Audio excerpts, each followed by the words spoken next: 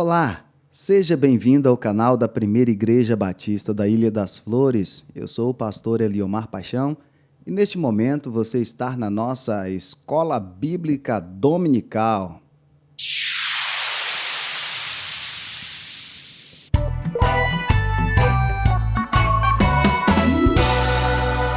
E na nossa Escola Bíblica Dominical de hoje nós vamos estudar a lição 16, que é o estudo do livro de Apocalipse. Como nós já vimos estudando nos livros anteriores, a gente dividia sempre em duas partes. No livro de Apocalipse nós vamos fazer um pouco diferente, nós vamos dividir entre 3 e 4 partes, ou até mais se assim for necessário. O importante é estudarmos esse livro e sairmos com uma boa compreensão dele. Lembrando que os nossos estudos são baseados na revista Conheça o Novo Testamento, Panorama Bíblico, edição 4, que vai de Colossenses a Apocalipse. Tá bom, meu querido aluno, minha querida aluna? Então, o livro de Apocalipse nós vamos dividir em algumas partes a mais, para que a compreensão seja ainda um pouco maior. Então, vamos para a aula de hoje. Bem, ao estudar Apocalipse, é importante a gente fazer uma contextualização daquilo que está acontecendo naquele momento da história. Então vamos lá. Em que contexto Apocalipse é escrito? O Apocalipse é escrito ali no finalzinho da década de 90, ali do primeiro século, entre o ano 90 e o ano 100. João está exilado na ilha de Patmos, a gente vai ver um pouco mais daqui a pouco. E o contexto é o seguinte: a igreja que foi iniciada ali em Jerusalém, ela precisa ser um pouco compreendida, o seu momento, para que a gente entenda por que o Apocalipse foi necessário. Então vamos lá.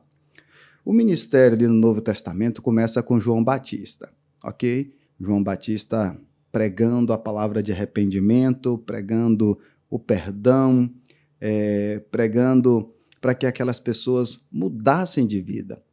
E com isso, João preparou o caminho para o Senhor. Ele preparou o caminho para Jesus vir com a palavra do reino, com a palavra de salvação, com a palavra das coisas vindouras, né?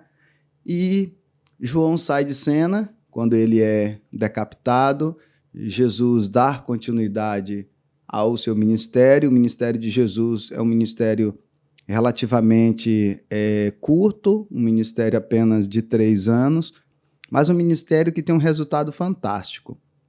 Jesus chama 12 homens, ele treina esses 12 homens, ele discipula esses 12 homens, cada um com suas características, alguns similares, alguns bem próximos, mas a maioria totalmente diferente um dos outros.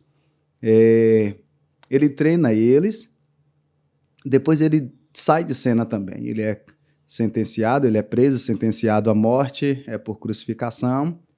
Ele cumpre o propósito de Deus ao morrer na cruz e ele volta para o céu.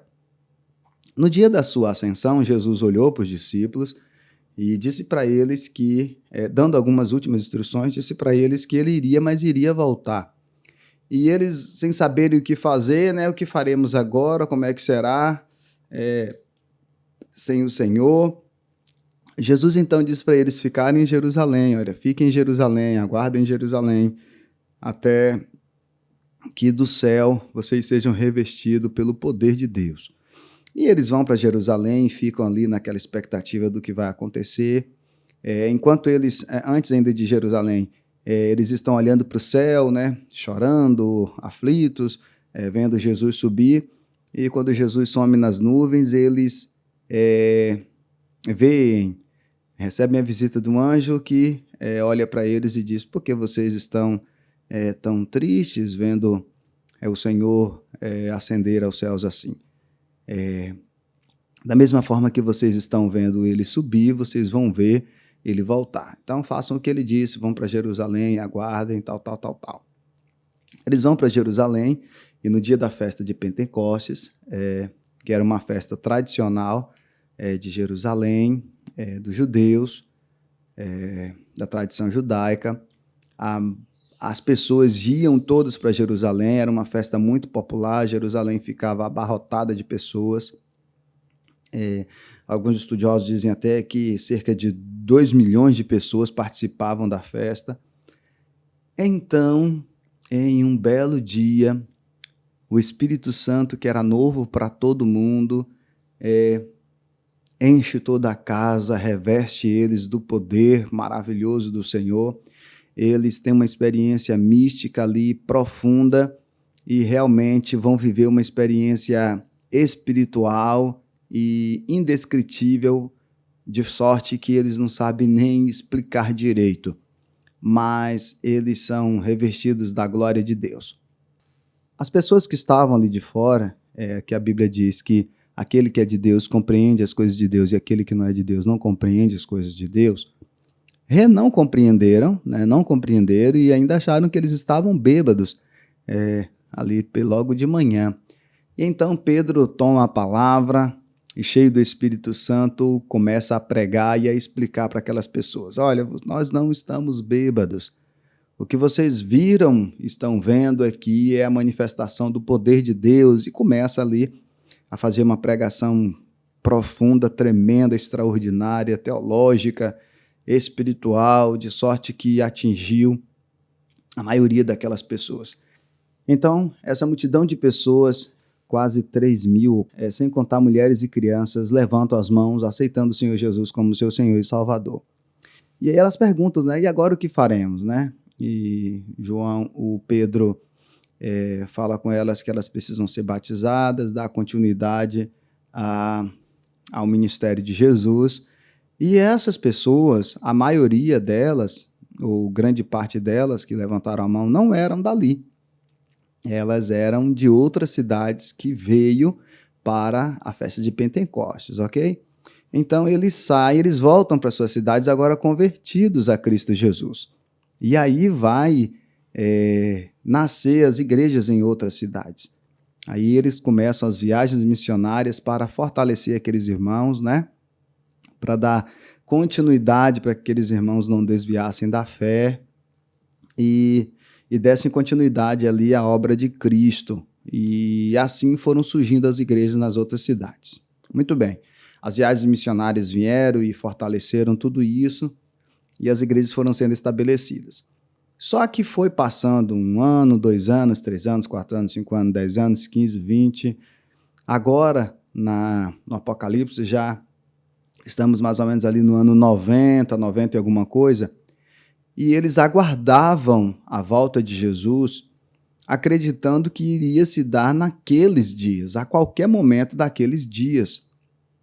Então, a expectativa para também ascender aos céus, né? Subir ali como Jesus foi para o céu, a expectativa de ser resgatados pelo Messias para ir morar na glória celestial era iminente. A ideia deles era que Jesus iria voltar naqueles dias. Bem, paralela a esta expectativa da volta de Jesus, nós tínhamos um grande problema que atrapalhou muito o crescimento da igreja, atrapalhou no sentido da igreja não crescer com liberdade, com mais tranquilidade, mas não atrapalhou em a igreja crescer, em a igreja se multiplicar, em a igreja ser estabelecida, que foi a perseguição. Por que não atrapalhou nesse sentido? Porque mesmo com a perseguição, a igreja se estabeleceu. A igreja não se acovardou em momento algum, a pregação não deixou de ser feita e o reino de Deus na terra foi sim estabelecido em Cristo e foi consolidado através do trabalho dos apóstolos. A igreja não se acovardou e, mesmo morrendo, mesmo sendo presos, eles permaneceram. Bem, claro que a gente não é inocente em acreditar ou em dizer que todos 100% das pessoas que se converteram permaneceram fiéis. Não. Algumas pessoas não suportaram a perseguição. Algumas pessoas negaram a Cristo. Algumas pessoas, com medo da morte, ou com medo da prisão, ou com medo da tortura, eles voltaram para o judaísmo, né? Algumas pessoas abandonaram a decisão de seguir a Cristo Jesus. Tanto Jesus em vida, quanto Jesus através agora da pregação dos discípulos. Bem, então, esses são os dois grandes problemas ali para a igreja administrar. O abandono da fé por conta da demora da volta do Messias, né, da volta de Jesus, quanto a perseguição. Então, essas duas coisas, essas duas razões, fizeram então com que a igreja desse uma certa desanimada. Algumas pessoas da igreja dessem uma certa desanimada. E aconteceu um fenômeno, começou a acontecer um fenômeno que nós hoje chamamos de desviar, mas a Bíblia vai chamar de apostasia, né? De apostatar. Muitas dessas pessoas começaram a apostatar da fé. Bem, nesse contexto todo, João está exilado lá na ilha de Patmos, então o Senhor arrebata ele em espírito, leva ele nos céus, ele vê todas as coisas e ele registra e envia às 7 igrejas da Ásia Menor. Então a igreja é novamente reacendida pela chama do Espírito Santo de Deus e são totalmente animados, tirando aquele desânimo deles e dando a eles esperança para que perseverassem na fé. Aí é importante também a gente perceber que o livro de Apocalipse não é um livro para gerar medo, é um livro que gera esperança. É um livro que vai fortalecer o cristão a perceber que tudo aquilo que o seu Deus, que o seu Salvador, que o nosso, né, Jesus, nos ensinou, nos prometeu, realmente há de se cumprir. Esse é um grande contexto do livro de Apocalipse que eu gostaria de fazer aqui na introdução. Ok? Só para a gente entrar no livro entendendo qual é o momento da história que a igreja está. Então, vamos para algumas informações mais específicas agora do livro.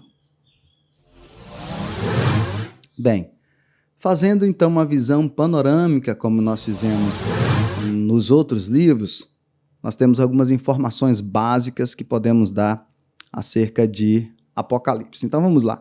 O Apocalipse ele faz parte do grupo de livros apocalípticos, né, ou profético. A classificação é esta. O autor é o apóstolo João, a data provável está ali entre o ano 90 e o ano 100. Ele está exilado na ilha de Patmos. O alvo é as 7 igrejas da Ásia Menor. O versículo-chave é o versículo 19 do capítulo 1, que diz assim, ó: Escreve, pois, as coisas que você viu, tanto as presentes como as que acontecerão. Este é o versículo-chave do livro de Apocalipse. A expressão-chave que nós vamos ter aqui é a vitória de Cristo e da sua igreja sobre Satanás e os seus demônios. Vamos lá? Bem, qual é a fonte que João se utiliza? A visão que ele teve, né, lá em Patmos. Os personagens principais é ele, o próprio João, Jesus e o Anticristo, são os 3 personagens principais desse livro. E qual a relação que o livro de Apocalipse tem com outros livros do Novo Testamento? Apocalipse apresenta muitas semelhanças com o Evangelho de João, com a referência a Jesus como Cordeiro de Deus, por exemplo. Vai ocorrer ali 28 vezes, né, no livro de Apocalipse e 2 vezes no Evangelho de João, no capítulo 1, versículo 29, e no versículo 36 do capítulo 1, nós vamos ver aparecer a expressão Cordeiro de Deus, né, o Cordeiro. E também a expressão fonte de águas vivas. Aparece em João no capítulo 8, versículo 44, no capítulo 13, no versículo 2, depois no versículo 27, também no capítulo 14, no versículo 30. E em Apocalipse a gente vai ver a expressão fonte de águas vivas no capítulo 2, versículo 10, no capítulo 12, versículo 9, no capítulo 20, versículo 2, versículo 7 e versículo 10. Essas duas expressões, Jesus como Cordeiro e a expressão fonte de águas vivas só vai aparecer em João e no livro de Apocalipse. Então, essa é a relação que Apocalipse tem com outros livros do Novo Testamento, a saber, o Evangelho do próprio João. João é apenas aquele que usa essa expressão, fontes de águas vivas e Jesus como Cordeiro, ok? Qual a característica literária do livro de Apocalipse? Ele é um livro simbólico e contextualizado, porque ele usa com frequência de elementos simbólicos baseados no Antigo Testamento. O Antigo Testamento é muito citado pelo livro de Apocalipse, né? E ele usa muito esses elementos simbólicos lá do Antigo Testamento. Também as profecias relacionam-se às dificuldades dos cristãos da época, como, por exemplo, o culto ao imperador. A igreja, né, sofreu uma grande perseguição, como disse, e o imperador queria que todas as pessoas prestassem culto para ele, e os cristãos vão rejeitar essa proposta. Por quê? Porque lá no Antigo Testamento, por exemplo, nós sabemos que o próprio Senhor nos instruiu, logo nos 10 mandamentos, que só a Ele deveríamos adorar e só a Ele deveríamos prestar cultos. Portanto, os cristãos rejeitaram essa proposta e, por isso, também sofreram grande perseguição do governo da época. Então, o livro de Apocalipse é um livro simbólico, porque ele trata de muitos símbolos, ele usa muito o Antigo Testamento para fazer essas prefigurações, e é um livro totalmente contextualizado, porque não só no Novo Testamento, mas no Antigo Testamento, os cristãos, ou lá no Antigo Testamento, os israelitas, sempre sofreram com essa questão de adorar somente a Deus.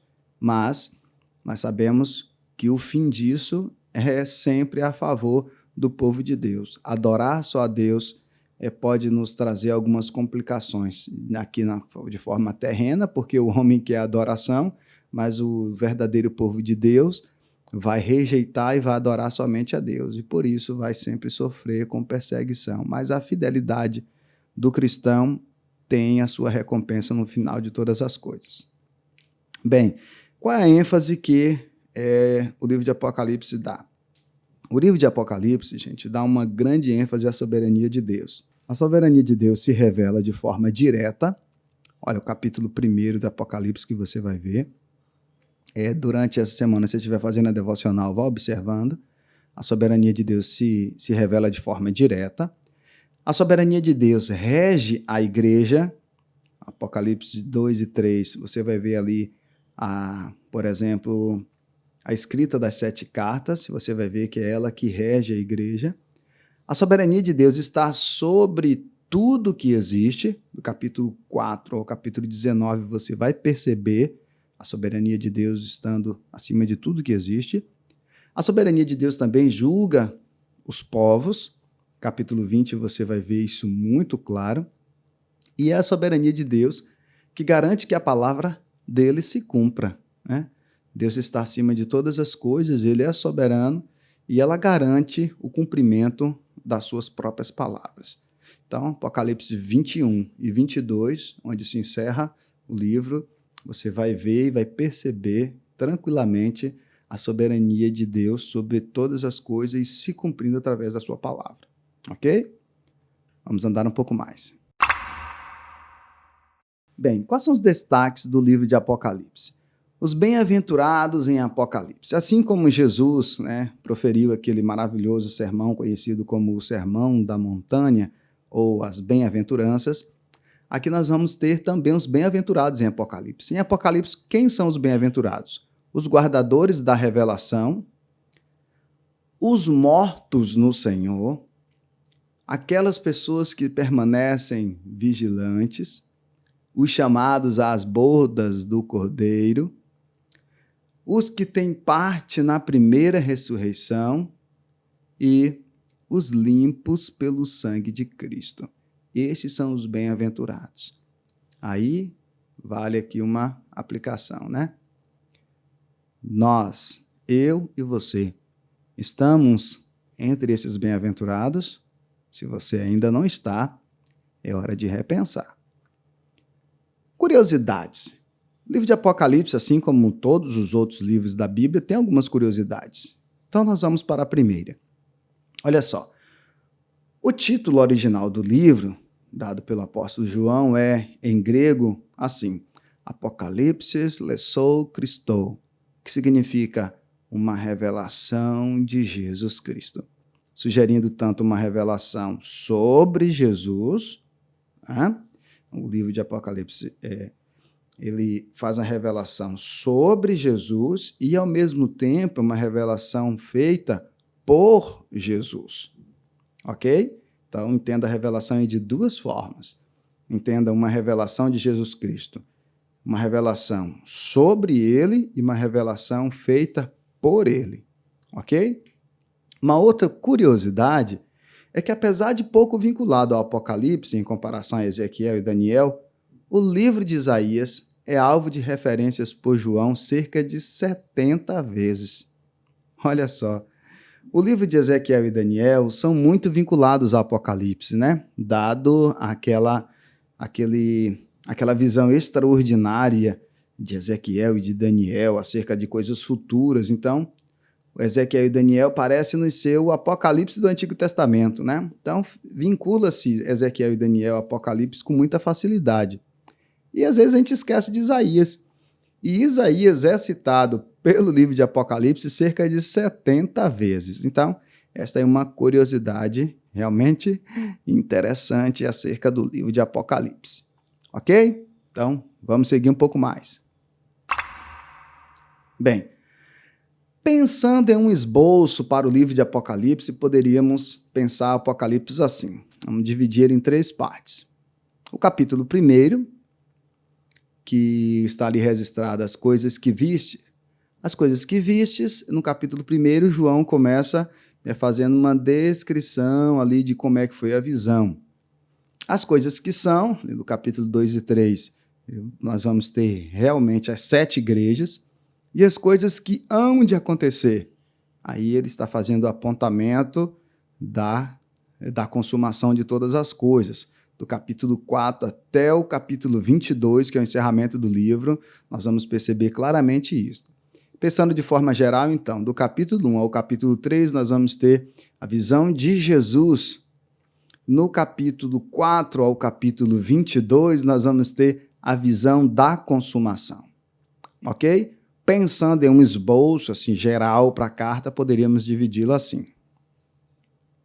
Seguindo um pouco mais, pensando então em Apocalipse como uma sentença.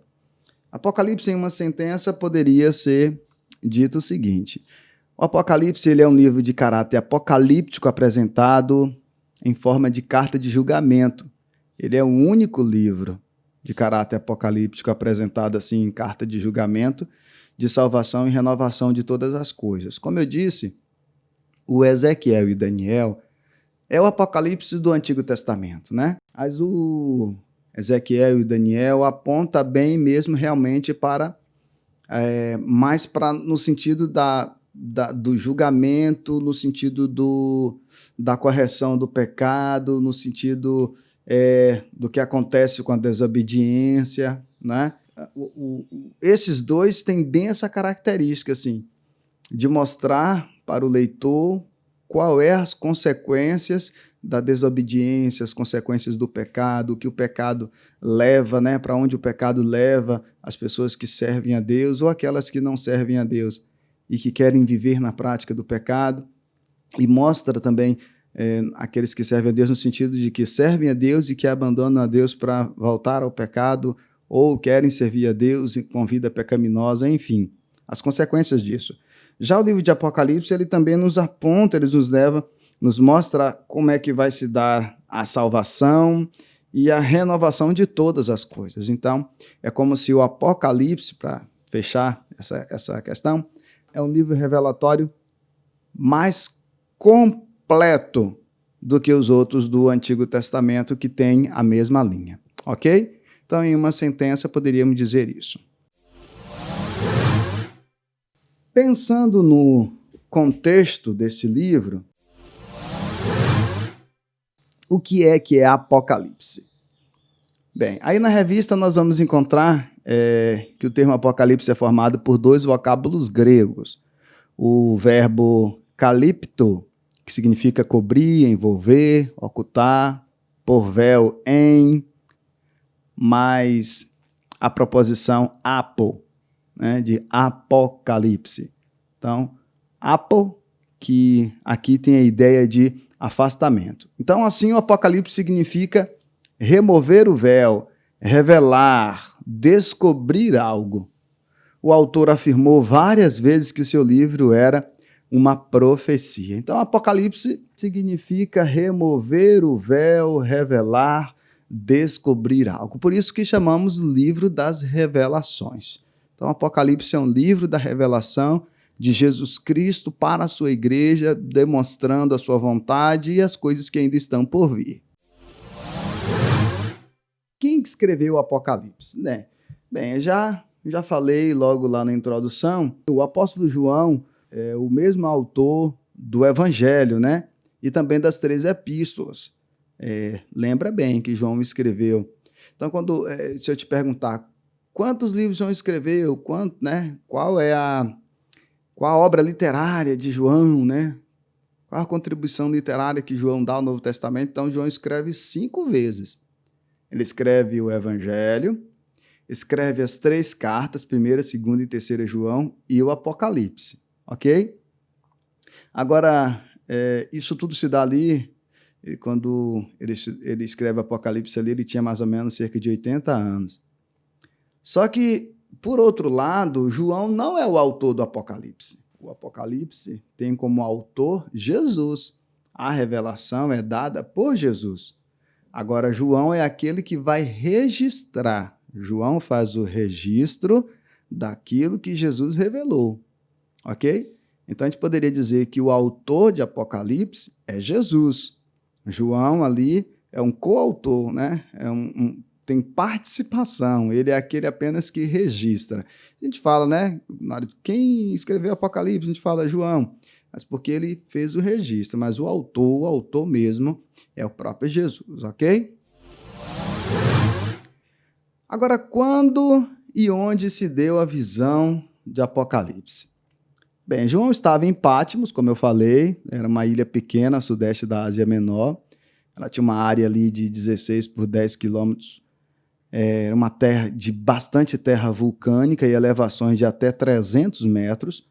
Era este lugar usado como confinamento para presos políticos. No caso de João, parece que ele foi acusado de subversão por causa da palavra de Deus e do testemunho de Jesus na última década ali do 1º século, quando César Dominiciano era o imperador de Roma. Mantendo aquela linha que eu havia falado do início, né? De permanecer fiel a Deus a qualquer custo.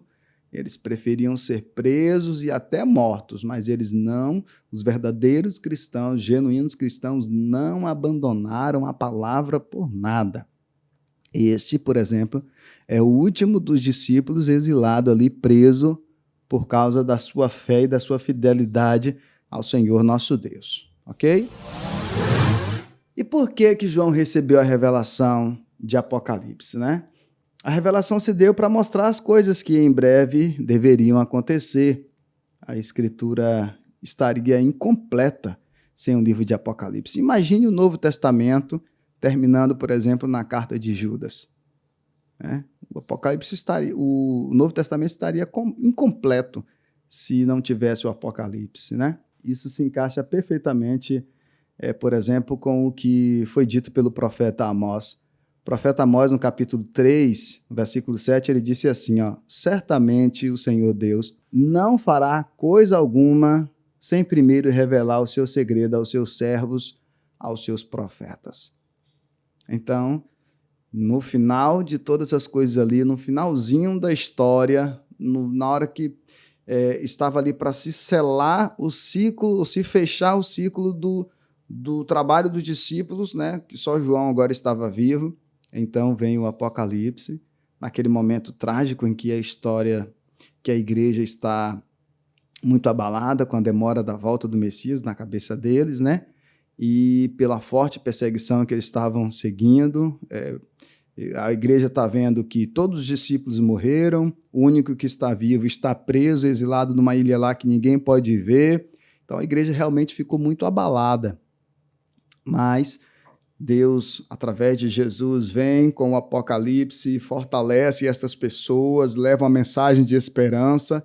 Essas 7 igrejas é tremendamente impactada com a mensagem que Deus dá através de Jesus e através de João, para que eles realmente reacendam a chama da esperança.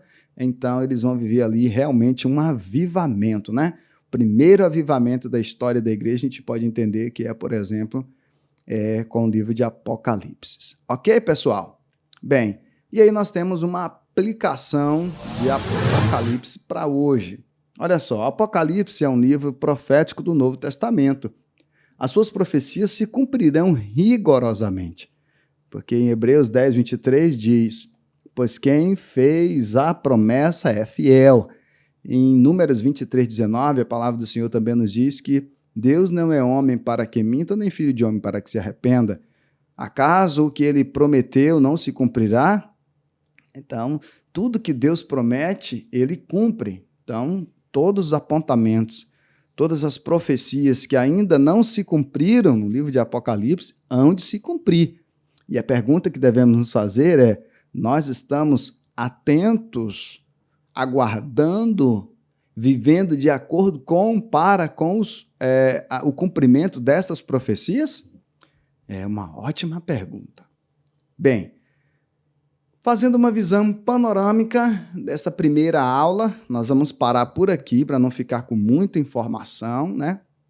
Enquanto isso, você, durante a semana, vai fazendo a sua devocional. Então, tá a sugestão aqui para a sua devocional no livro de Apocalipse. Ó, você pausa aí o vídeo e todos os dias, tira uma foto aí desse painel e todos os dias você faz essa leitura aí, de amanhã, né, até o próximo domingo.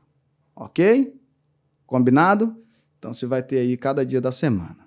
Agora, eu gostaria de te convidar para aquele momento legal nosso em que nós vamos ver aí, né, fazer uma autoavaliação para ver se conseguimos realmente compreender tudo aquilo que estudamos, para a gente guardar de uma forma mais lúdica. Então, eu te convido para a dinâmica Os Bereanos.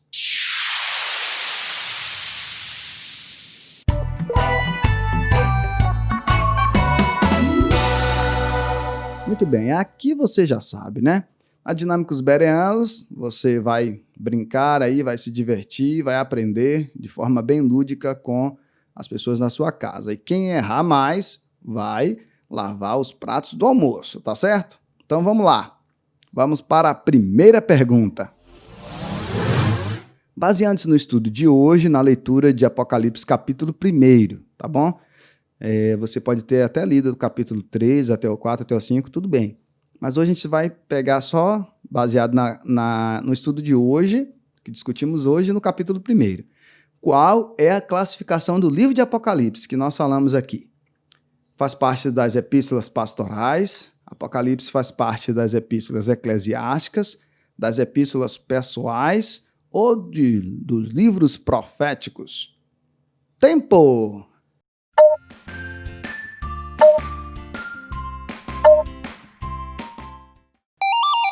Livro profético.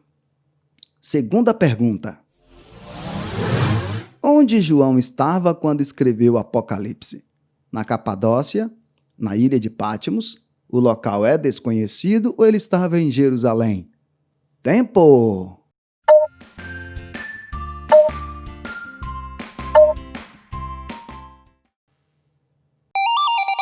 Na ilha de Patmos.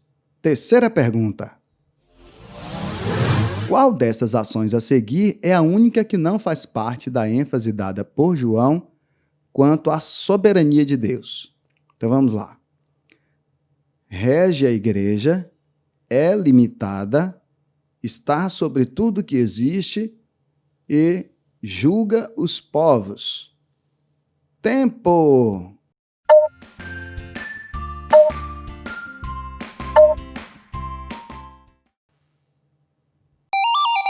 Limitada. Muito bem. Quarta pergunta.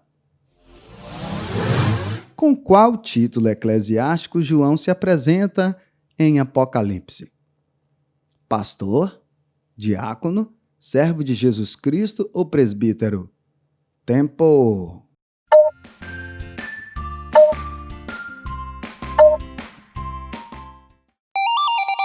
Servo de Jesus Cristo. Quinta pergunta. Qual destas bem-aventuranças não faz parte das que foram proferidas por João em Apocalipse 1:3? Ele disse: bem-aventurados aqueles que leem, aqueles que não praticam, aqueles que ouvem, aqueles que guardam. Qual dessas bem-aventuranças não fazem parte das proferidas por João? Tempo!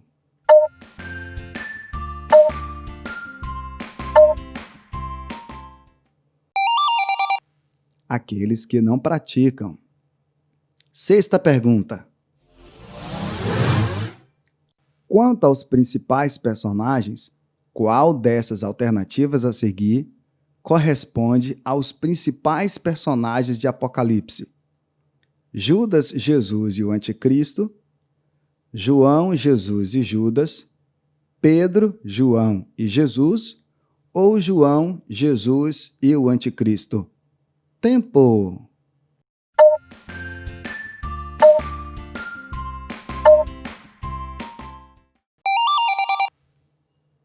João, Jesus e o Anticristo. Muito bem. Sétima pergunta.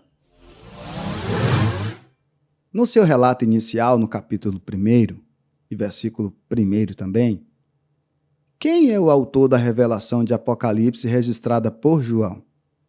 Deus, Jesus, o Espírito Santo ou o Arcanjo Miguel? Tempo!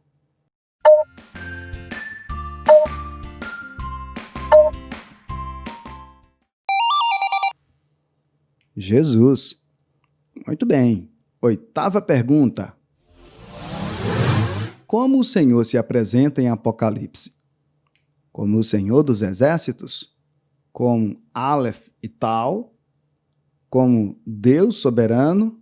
Ou como o Alfa e o Ômega? Tempo!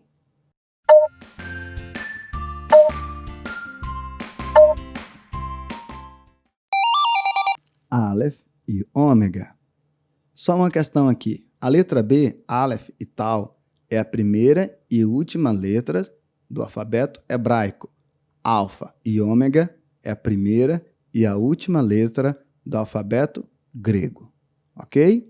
Nona pergunta. Onde estavam localizadas as igrejas que Apocalipse queria alcançar? No Egito? Na Itália? Na Espanha ou na Ásia? Tempo!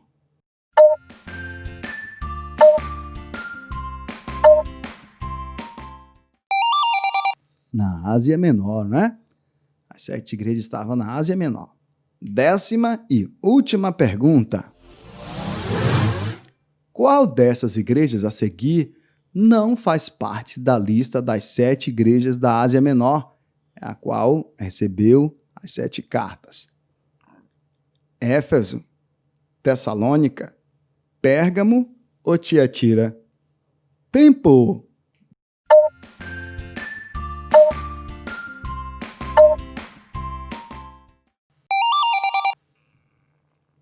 Tessalônica.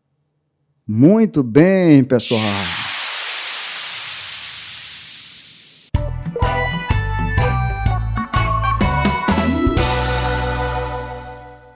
Pronto, por hoje é só. Lembre-se, inscreva-se no nosso canal se você ainda não é inscrito, dê um joinha, ative o sininho e compartilhe esta aula para que mais pessoas possam assistir, tá bom? Até o próximo domingo, então, com a segunda parte desta aula do livro de Apocalipse. Aguardo vocês. E lembre-se, hein? Hoje, às 19h30, tem o nosso culto evangelístico.